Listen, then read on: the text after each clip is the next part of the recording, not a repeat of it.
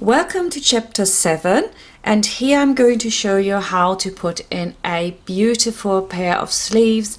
Lots of little tricks for you, so let's get started. I'm now going to show you how to put in the sleeve. This is a very simple bolero, so we're not going to make a lot of fuss with the sleeves. We're going to put them in the easiest way possible, and then you can either overlock them or you can put some binding on.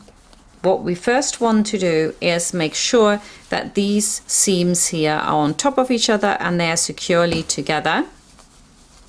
And we're going to sew once around the armhole, just really close to the edge, so it can't go anywhere, because we don't want this to go wrong at the last minute, right? So you want to sew once round here, close to the edge. And then you want to do the same to the sleeve as well. And I take your sleeve here, pin these together here, go to the sewing machine. Whoops, what have we got here? There we go. Now we're going to start sewing. Always make sure you sew from the inside.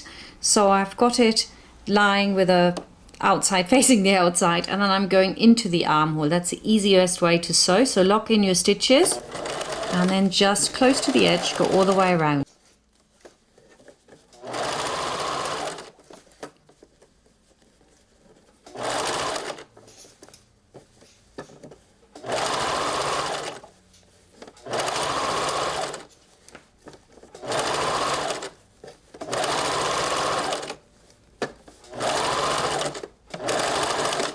And then I grab my sleeve and I do exactly the same. So I do one of the stitches all the way around close to the edge.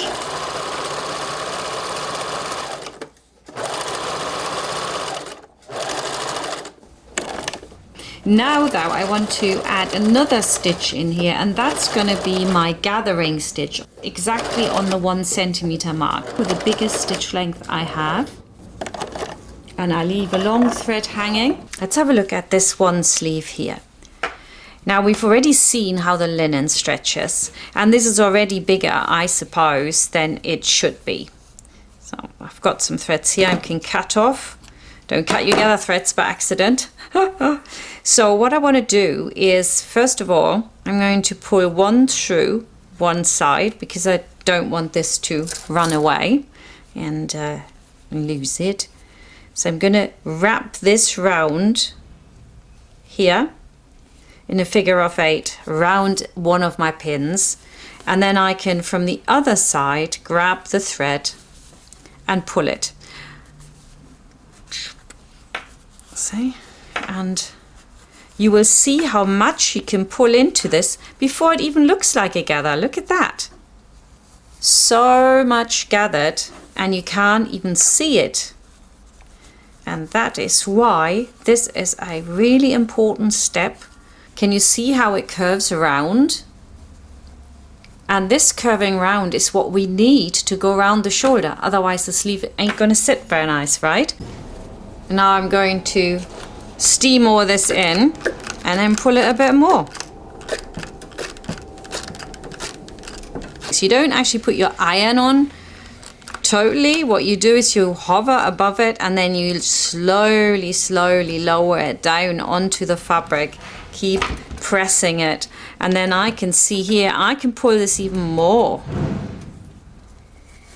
right? I can pull this even more.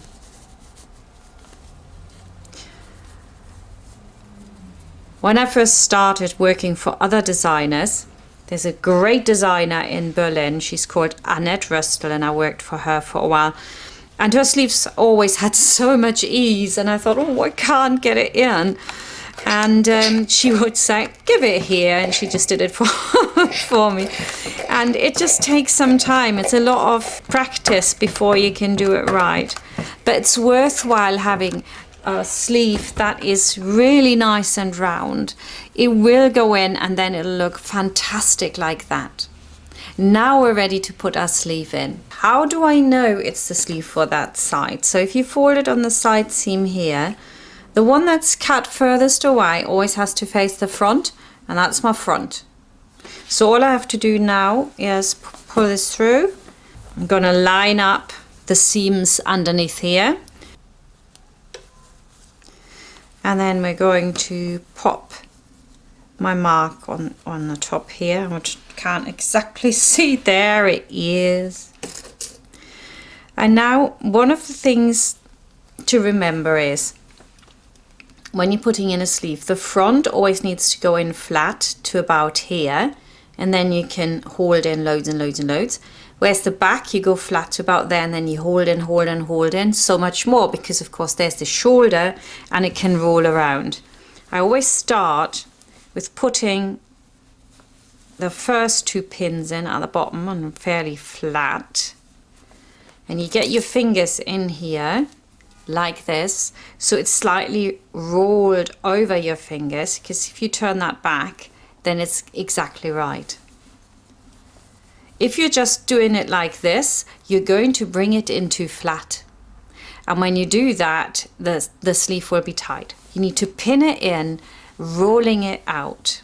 I've seen all manner of ways of people putting in sleeves, pinning them even with pins vertical to the seam from the outside. No, no, no, no, you don't do that. Right, so now I'm going to the back and I do the same. I roll it over my hand and my fingers in here. Pin it in really nicely. There you go. And then on the back, I fairly quickly start even holding in a little bit what I've steamed in. There we go. Oh, that'll fit in beautifully. Look at that. That's no hardship at all. If I hadn't steamed this, I'd already be like, you know, banging my head against a brick wall, so to speak. Roll it over your hand. Let's take this pin out and make sure this is nice and smooth here. Just really push this in. See? Roll it and push it. It's beautiful. Perfect, actually. That fits in really well. There we go. Now I've got it in. Comes the great moment where you check it. Turn to the outside, and all that extra width that you thought, you know, is like so much to get under, gives you the most beautiful round shoulder. That's exactly what you want. You want to make sure that your sleeve doesn't tip towards the back. It needs to be tipping towards the front. So now I can put the other side in, and then we can go over to the sewing machine and sew this in. Right, ready to start sewing this in. Quick little tip, don't ever start at the lower end here. Start somewhere where it's easy to start. 1 centimeter seam allowance. Keep moving your sleeve over.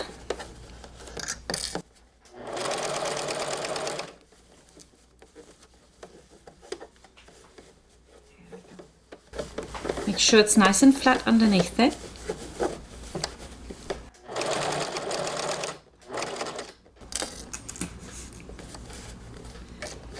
Now, where we're holding in fabric, if you just let the presser foot come at you, this will all move again. So you can use one of your pins that you take out to hold it in place. Just like that. Next, pin out, and straight away it holds it down. Almost gets interesting here. Approaching the sleeve head. It's not so hard.